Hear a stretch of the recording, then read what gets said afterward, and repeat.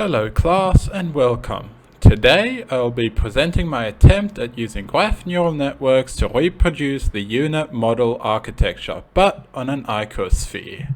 The traditional Unet architecture is a convolutional neural network with an encoder-decoder components.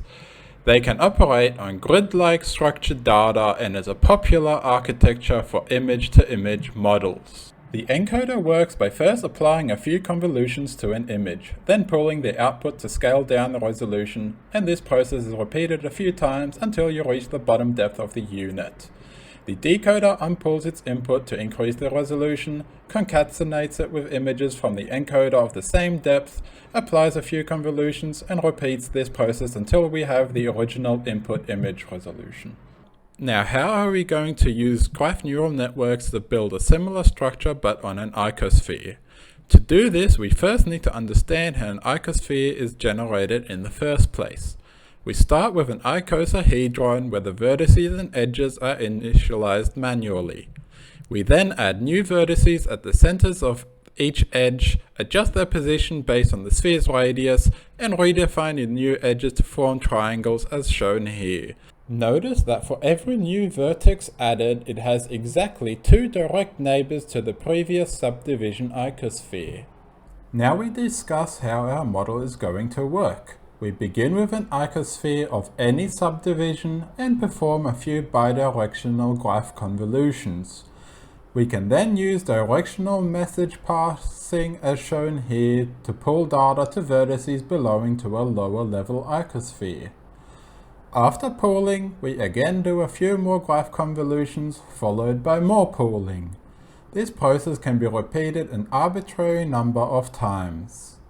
For the decoding stage, we start with vertices that belong to a lower subdivision and pass messages outwards as shown here. We then concatenate data from the encoder of the same depth and apply a few more bidirectional graph convolutions. We then repeat this process until we have an icosphere of the original resolution. The traditional Unet model can only be applied to grid-like data of a fixed resolution. However, our model is using graph neural networks which takes edges as inputs.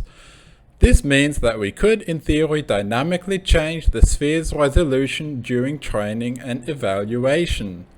Not only that, but the very same model can take any mesh as input that has been created by means of subdivisions. All you have to do is keep track of which subdivision the vertices belong to. To test our model, we will be using data that has been generated by Gospel. Gospel is a Python tool that simulates landscapes dynamics over millions of years, and it operates on an icosphere. As input, it takes the initial height map of a planet, the direction of tectonic plate movement, rainfall, and tectonic uplift.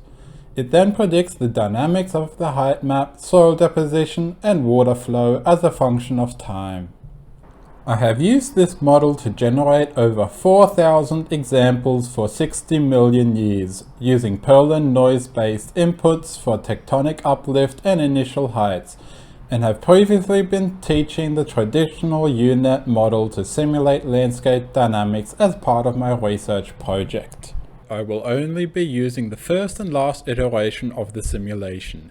Here are the results of a simple GNN model with 4 graph convolutions and 2 linear layers.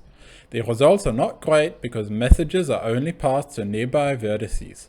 To get better results, vertices need to be globally aware to predict how much water is flowing through them. In my first attempt of building the Ico-Unet, all messages were being passed using directional edges, which led to this awful looking landscape. In my second attempt, I have included directional edges for pooling and unpooling, and still did not get great results.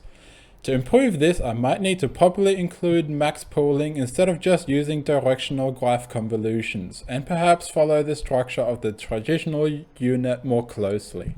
I will attempt to fix the issues involved in my second attempt. This has been my original idea, and as far as I am aware, it has not been done before. As I have mentioned earlier, this architecture could be applied to any mesh that has been created by means of subdivisions. And so this model could be very promising in a large variety of applications in many physical sciences, and perhaps computer graphics too.